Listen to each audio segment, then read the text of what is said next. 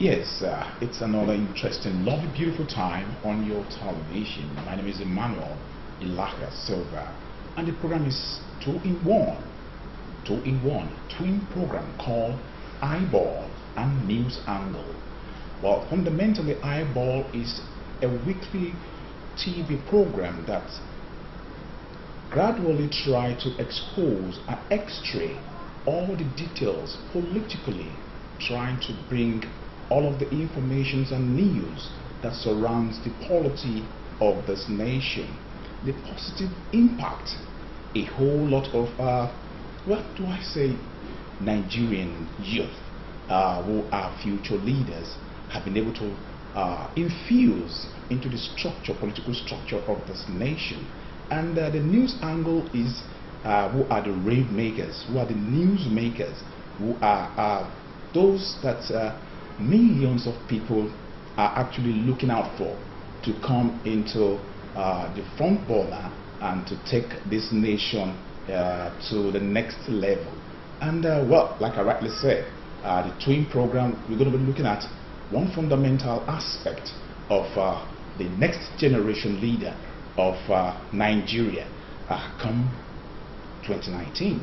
And I want to gladly welcome to the floor of the show this lovely day, an amiable gentleman, a dexterous man, a disciplined man, well tutored, is a politician by all standard, and is someone who has impacted so much positively into the lives of millions of people, and is still doing so much, and so much is still we are still expecting so much from him. But do not let me expose all the informations all by myself.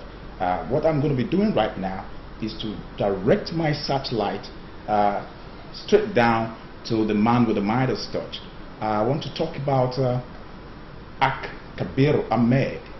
Presently is the Executive Secretary of Lagos State Water Regulatory Commission, and right now I have the privilege to welcome to the floor of the show Architect Kabiru Ahmed.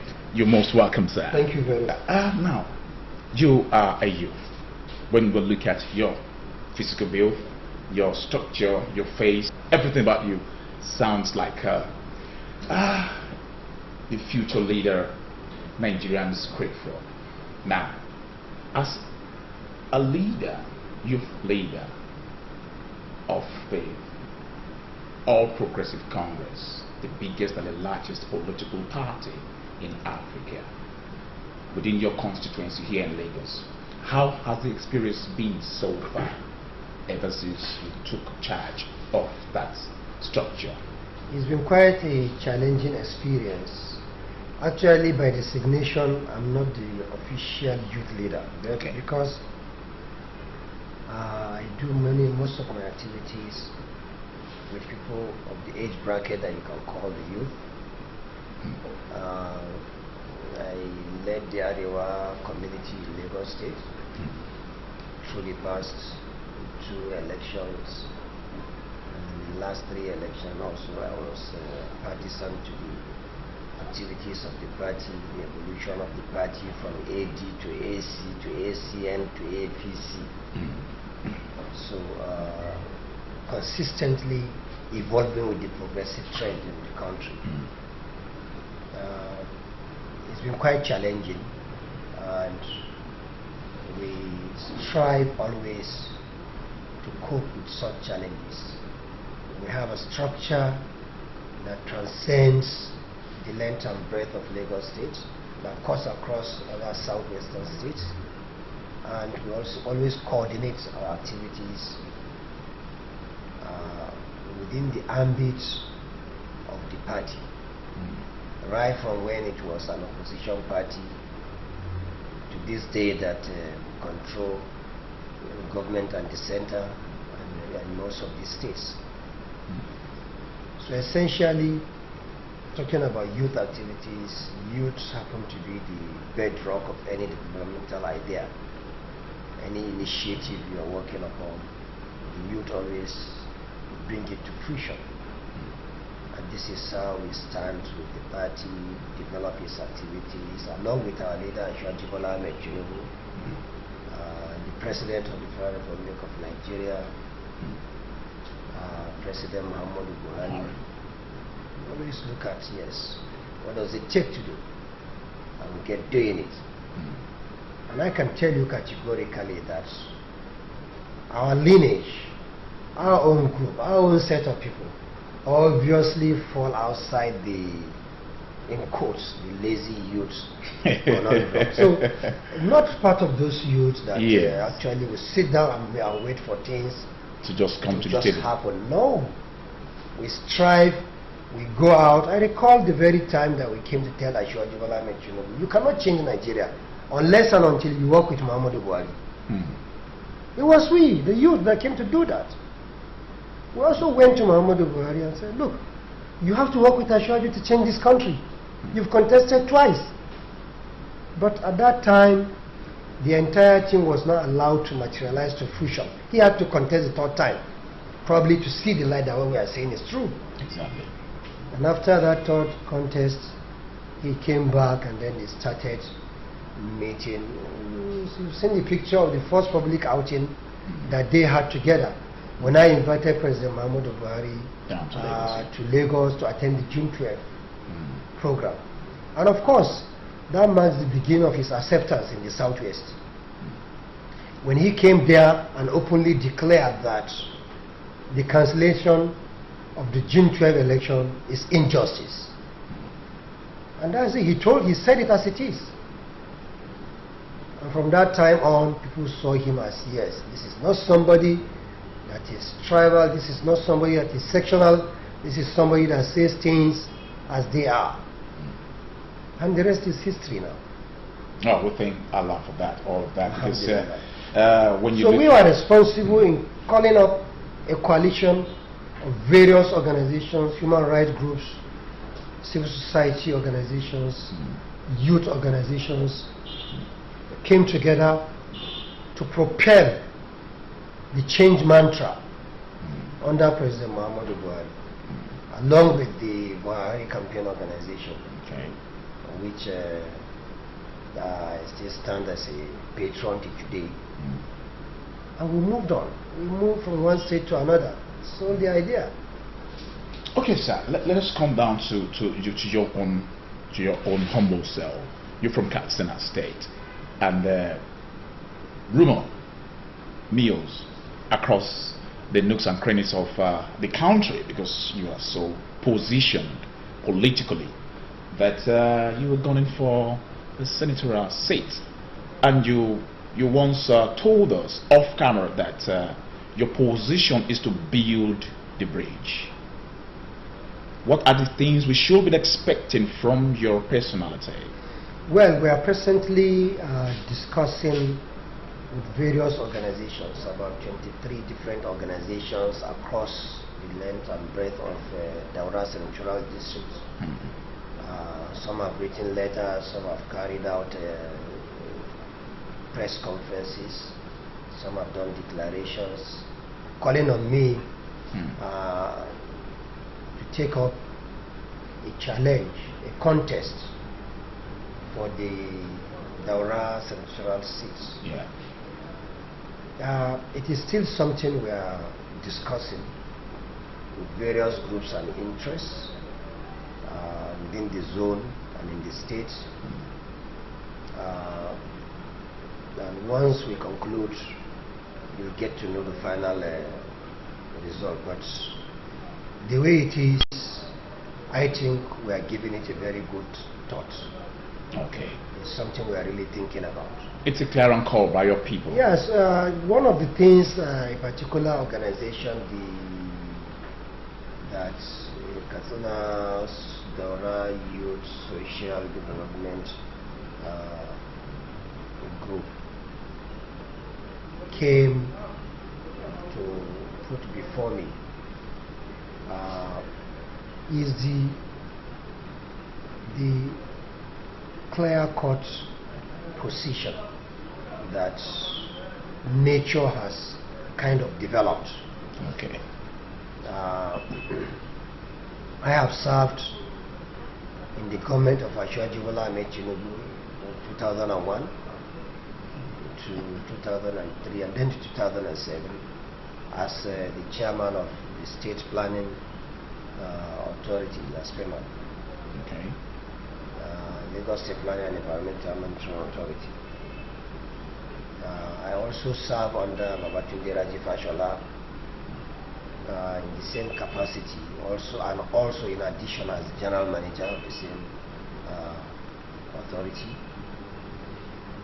The current present governor, Governor Muhammadu, also appointed me the executive secretary of the Lagos State Water Regulatory Commission, for which presentation by the constitution of the commission, the executive secretary has to have clearance from the State House of Assembly. Okay. So it happened to be that this is the first time somebody from across Jeba, across the river Niger, is being presented in any state in southern Nigeria for clearance.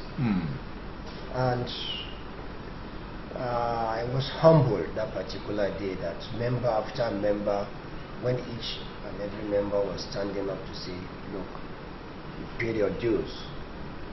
You've done so much, you've done this, you've done that. And based on that, I had a very good ovation, commendation, and then the clearance was done by the House of Assembly. So it's the first time somebody from across the bridge is being given such a clearance honor here in the South. Okay, sir. Let's look at it. And even the appointment, the various appointments, nobody has ever received such an appointment. Yeah. I'm coming to the Southern Nigeria. Yes, going back now. So it's not me doing it. Yeah. It's the Almighty that is doing it. That is instituting it. Okay, fine. You over the years. Now that association actually pointed it out that look, the Senate seat of the Dora Emirate is now vacant. Okay. May Allah rest the soul of the former senator in perfect peace. Senator Mustafa Bakar. May Allah forgive his shortcomings. The seat is vacant, and that we see you as a bridge between the north and the south, considering your antecedents, considering your experience, considering your interaction with the peoples of Nigeria. Lagos being a microcosm of Nigeria, where every tribe are equally interacting, enjoy equal opportunities. You've been able to excel in such a situation. We see you as somebody that is perfectly fit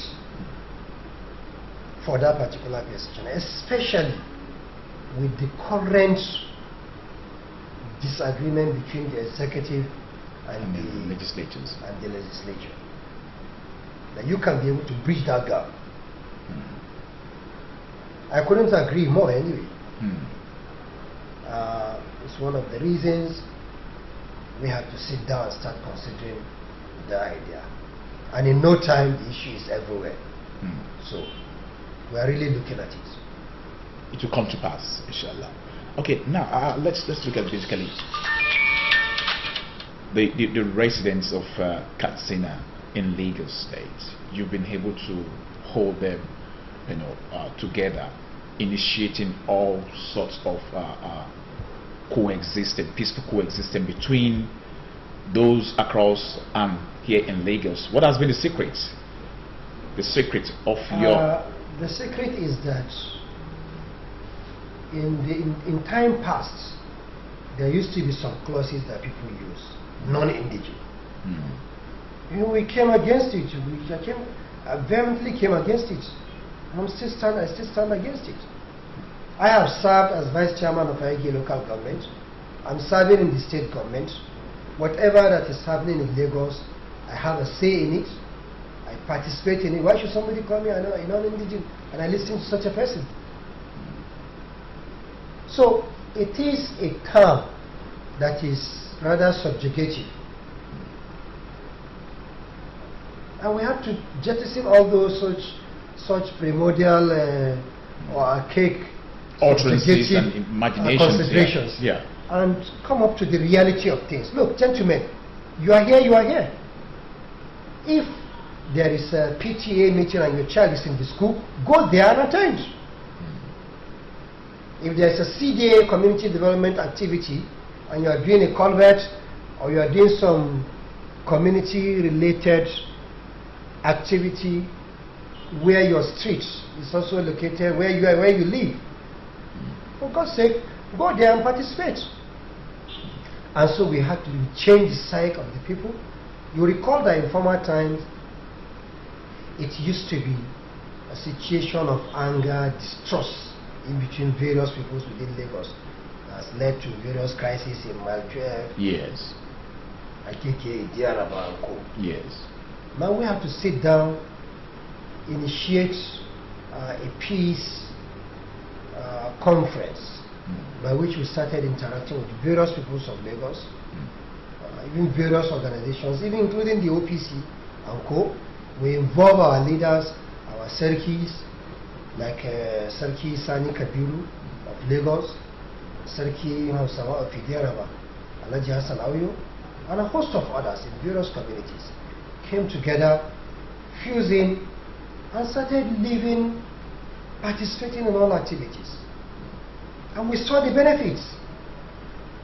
No sooner than we started having appointments also from various local governments. There was a time we had 23 in 23 local governments across Lagos. Really? Yeah. And we have so many people appointed in various positions. Now, what we do here is not an issue of only Katsina State. Being the chairman of the Arewa community, yes, it covers all states of the north. So whatever is happening to any citizens of any state equally affects us, and we take care of them as much as we could. And they have issues with any agency of the government, we intervene, save the situation, and we even have to push and get certain things for them at different times.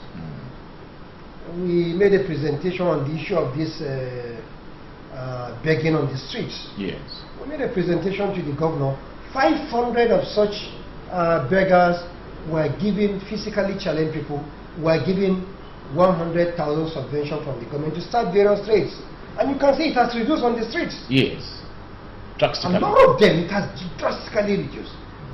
And I'm calling on the governor, I'm commending the governor of Lagos State, Mr. Akiwumi Ambode, for such laudable initiative. And I'm also calling to continue with such gestures. It's not yet to Uhuru, but we are getting there, and we are seeing the impact. Okay, sir. I know every mortal has a particular driving force that inspires, him or her to want to push for a certain goal in life. What drives you personally, spiritually, psychologically, mentally to want to push through your goal and your vision in life? What is that particular thing that inspires you? Well, it is my whims and caprices, my inner motivation, and stemming out from my training from childhood. Every morning that I wake up for prayers, I don't go back to sleep. Pray and move down to school.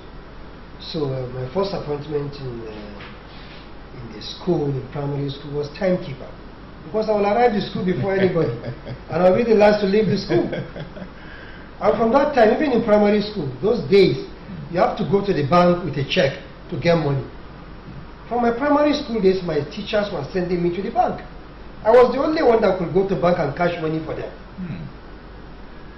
So it's really something extraordinary, something I really cherish. And my father would always keep up with anything I need doing in school. I was the timekeeper. When the knob of the bell cut off one day, and I told him, said, my bell has spoiled. He went and bought 12 bells, a carton of bells, and gave me, and I took it to the school. Up to the time I left the school, they were not buying bells. Now, such motivational motivations, support from parental support and guidance actually did a lot of magic. And I started seeing such qualities in certain leaders. I'll take their books and I'll read. Sir Abubakar Tafawa Balewa, Sir Ahmadu Bello, the Sardauna of Sokoto, Chief of FM Awolowo. Find some great inspirations from their writings and from their deeds up to this day. And our present day leaders too. Our Asiwaju of Africa, Asiwaju Bola Ahmed Tinubu. The current president, Mr. Integrity. Yes.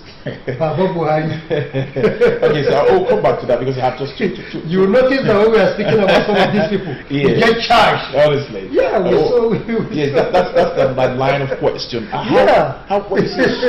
You and I know that so much has transpired in the last 3 years of his administration, politically, economically, socially, name them. But fundamentally, I think people are still finding it difficult to grapple with the fact that there's this fundamental change that has taken shape in our socio-economic life. From your own perspective, how would you describe the performances of Mr. President and the All Progressive Congress as a political party so far since 2015 till date? Specifically in all the speeches of Mr. President, if you listen to him, he will talk about security and he will talk about corruption. Now, the success of any nation depends largely on these two as principle, a bedrock. There have to be. Otherwise, you don't get anything done. If you want to succeed in anything, and you really want to succeed, you must possess the know-how of how things work before you can be able to achieve change and induce your own thinking to advance such a locality or a society forward. Nigeria, we all know the situation that we found ourselves. The country was almost gone. It was gone. Everything meaningful financially is gone. Huge debt spiral. Security. The Boko Haram was taking territories. In Niger Delta, there are areas you dare not even go there. Now, with the coming of Buhari, he tackled these security challenges. Yes, I agree that there are still challenges in some places, but at least we are now able to sleep with our two eyes closed. You can imagine, even in Abuja, it used to be hell. In Abuja, bomb today, bomb tomorrow. Every Sunday, bombing in churches. Yes. Now the churches, some of the churches don't even have security men again. Even now, as we speak, as they are bombing churches, they are bombing mosques.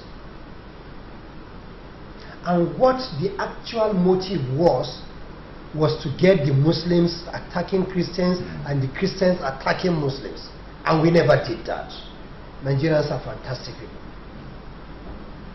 Now turn to the issue of herdsmen and local communities. With the Fulanis have been existing in places for over 600 years. So suddenly they turn to kill us. No! 95% of the Fulanis. It was said by the chiefs, by the head of the strike force of the Nigerian police. Now 95% of them are not even involved. They are doing their business peacefully. They are cattle rearing. Just some select element. In every people have, in every society you have good and bad people. Definitely. There's a saying that in any place where they are living peacefully, it's the bad boy of that place that have not grown up. Yes. So the bad boys of the Fulanis have also grown up. Now it's just some select few that are doing that, and there is some foreign infiltration also in it. It's being unraveled. You find people with Igbo names also as heads. Yes, exactly. It's incredible. So it's just some covert operations that are prompted with some international backing to undermine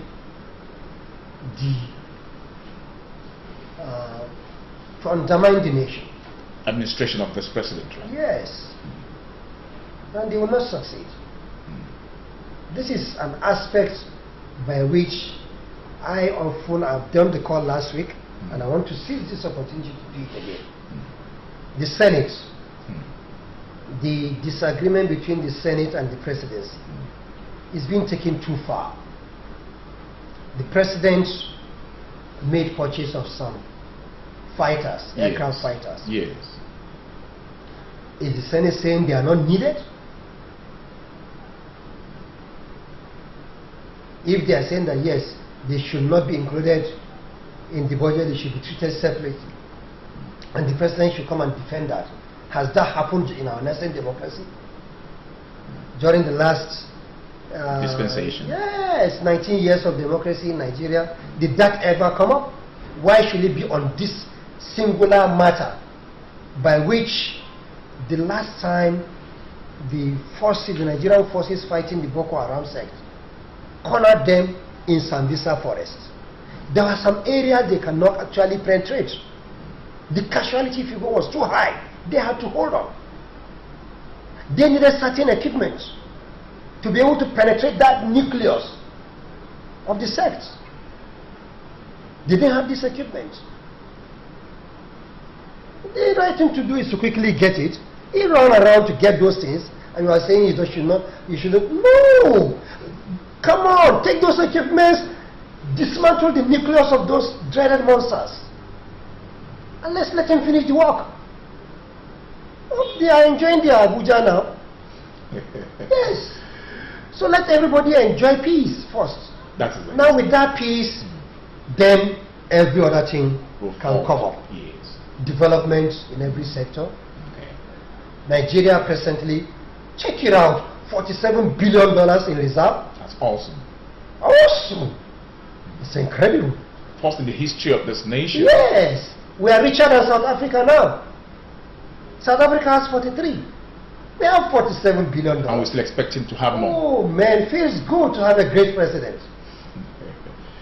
Okay, sir. I stood up in the middle of the night while I was watching the reception of President Trump. Okay. I stood up in the middle of the night and sang the national anthem, alone in the room.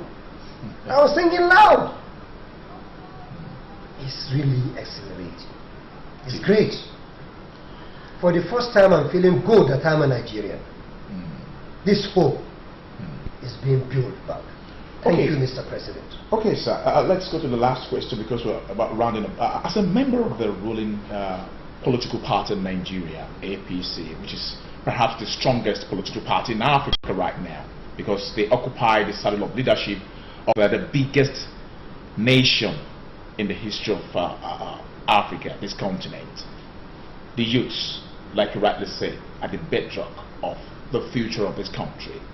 What advice do you have for all Nigerians youth to be all-inclusive and participate in the political agenda that will move this nation forward from this moment? The youth should know that their destiny is in their hands. Our destiny is in our hands. You're sitting down, you don't even have a voter's card. Go and get one.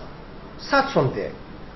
Once you get your voter's card, obviously you've gone off from the lazy youth into the active youth. Active, purposeful, okay, youth. That you have a purpose now. You've got your card, you want to see who is doing well so that you can vote for him, and who is not doing so that you can change him. You're standing on your own, and you're great. You can take that card, put it under your pillow, sleep with it. When you wake up, kiss it and keep it somewhere.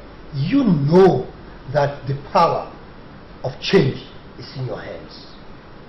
And there has been certain things done across the globe that I find quite impressive. Take the case of the governor of Katsina State. I mean, Bello myself. He came up. There was some case of certain party youth that when you have a program, they always come there, they shout, they disrupt programs. He told them to all line up, took their names. He created an aspect of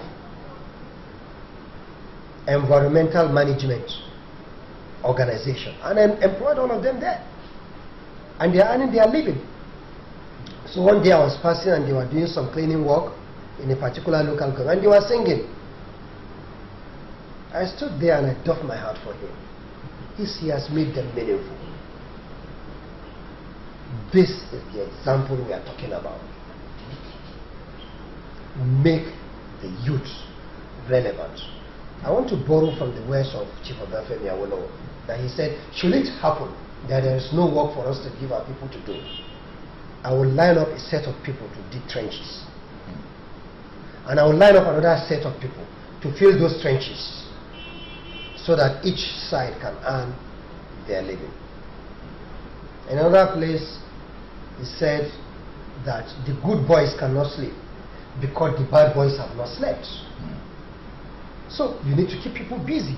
You need to get the people engaged.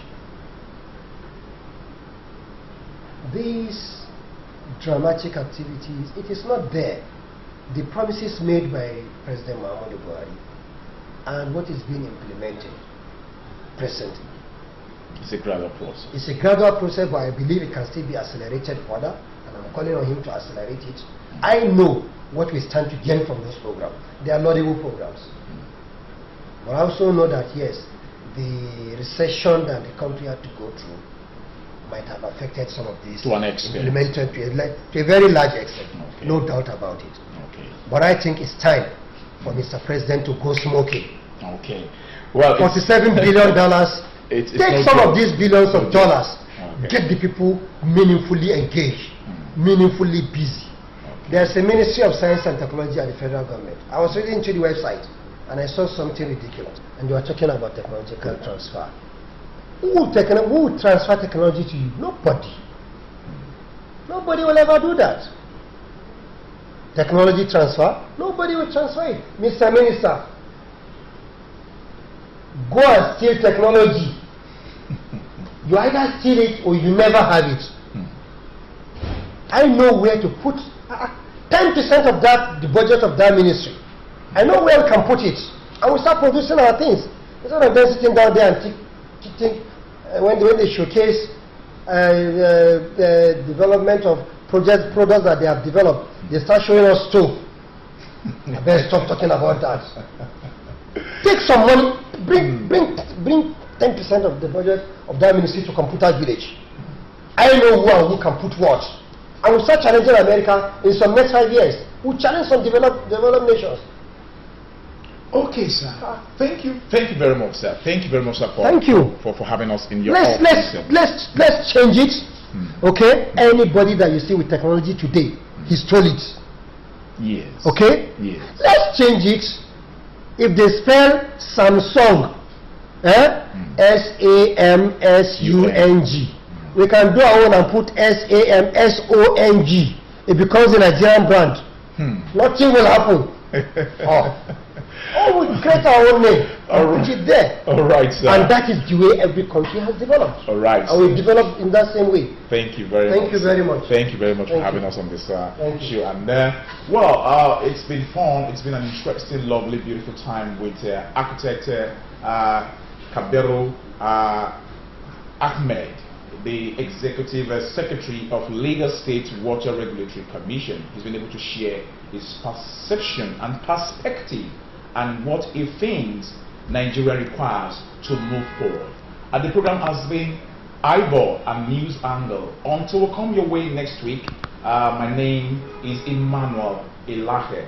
Please do stay in tune with every development that we require in this nation to move forward. Remember, one finger is easy to draw trouble, and when the trouble comes, 5 fingers cannot stop it. Please, for us to be able to move forward in this country, we need peace. Peace is all we need. Thank you very much and have a good day. Bye-bye. Whatever thing is happening to the Boko Haram is what? Particularly at the federal level, is to provide security. If you don't have security, I tell you, you cannot even walk. We do not know Nigerians don't know who Nigerians are. And because we don't know who we are, we do not know where to go. There's no magic in fighting crime. You have to sit down, you have to plan, you have to strategize.